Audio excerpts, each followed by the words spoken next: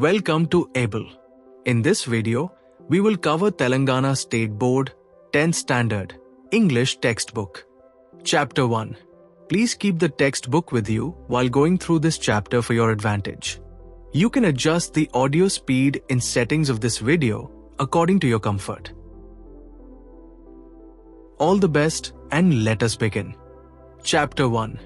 Personality Development. A. Reading. Attitude is altitude. Imagine having no arms to stretch in the morning to help you scratch that itch, to allow you to wrap your arms around your loved ones. Imagine having no legs to kick pebbles down the street, to walk or run, to bicycle or skateboard, or get you from point A to point B. Then imagine both at once, which is what Nick Vujicic has faced his whole life. Have you heard something like this before? Nick Vujicic was born with no arms and legs, but he doesn't let the details stop him. The brave 26-year-old, who is mainly a torso, plays football and golf, swims and surfs, despite having no limbs. Nick has a small foot on his left hip, which helps him balance and enables him to kick. He uses his one foot to type, write with a pen, and pick things up between his toes. I call it my chicken drumstick, joked Nick, who was born in Melbourne, Australia, but now lives in Los Angeles. I'd be lost without it. He's very modest, but he gets marriage proposals from women all the time, said Nick's friend and publicist Steve Appel from Los Angeles. He would love to get married and start a family, but he's waiting for the right girl to come along. Water sports aren't Nick's only thing. He also plays golf with a club tucked under his chin and is a huge fan of the English Premier League. His parents decided not to send him to a special school, a decision he said was very hard for him, but which may have been the best decision they could have made for him. When Nick was born, his father was so shocked that he left the hospital room to vomit. His distraught mother couldn't bring herself to hold him until he was 4 months old. His disability came without any medical explanation, a rare occurrence called phocomelia, and Nick and his parents spent many years asking why this cruel trick would happen to them.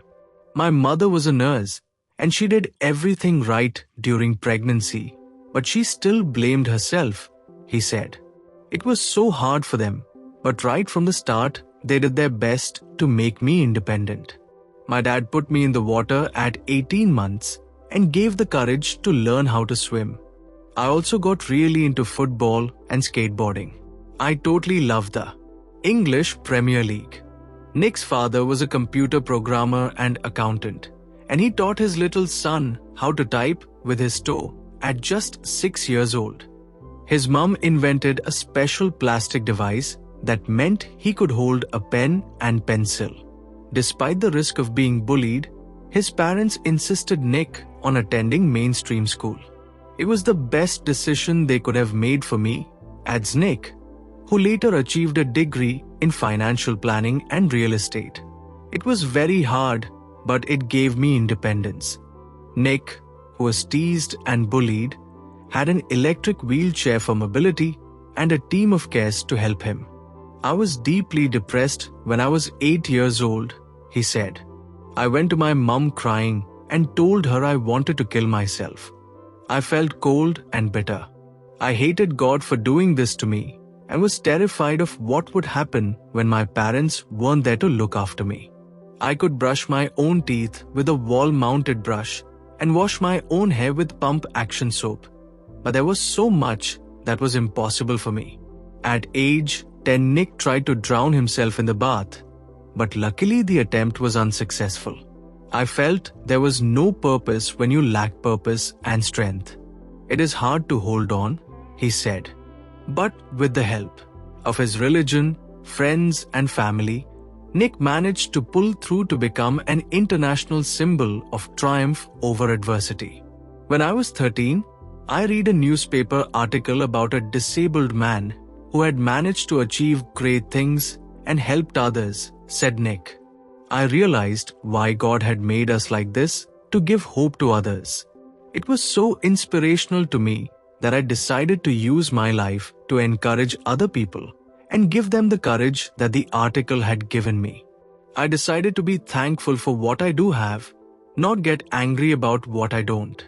I looked at myself in the mirror and said, "You know what the world is right, that I have no arms or legs, but they'll never take away the beauty of my eyes." I wanted to concentrate on something good that I had. The challenges in our lives are there to strengthen our convictions. They are not there to run us over, said Nick. In 1990, Nick won the Australian Young Citizen of the Year award for his bravery and perseverance. And once I was in a car and a girl at traffic lights was looking at me interestingly. She could only see my head, so I decided to do a 360-degree spin in the car seat to freak her out. Her face was like, "Whoa, what is going on?" She sped off really quickly. Nick began traveling the world, and in 2008 he went to Hawaii and met surfing master Bethany Hamilton, who had her arm bitten off by a shark when she was 12. "She was amazing," said Nick. "She taught me how to surf, and I was terrified at first. But once I got up there, it felt absolutely fantastic, and I caught some waves pretty well."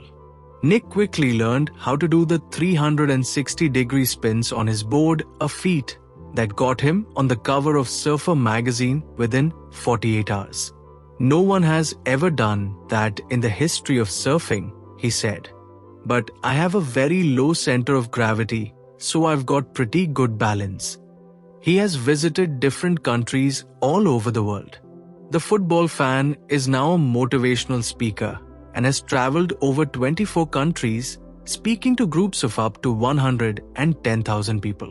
He moved to Los Angeles 2 years ago in 2007 and plans to continue to travel the world.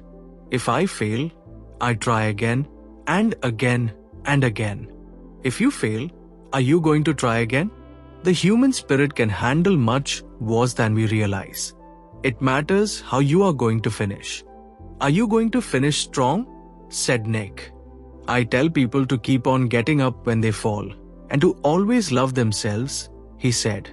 "If I can encourage just one person, then my job in this life is done." www.dailymail.co.uk 1st July 2009. Body structure and looks are inborn. We did not choose or make our body.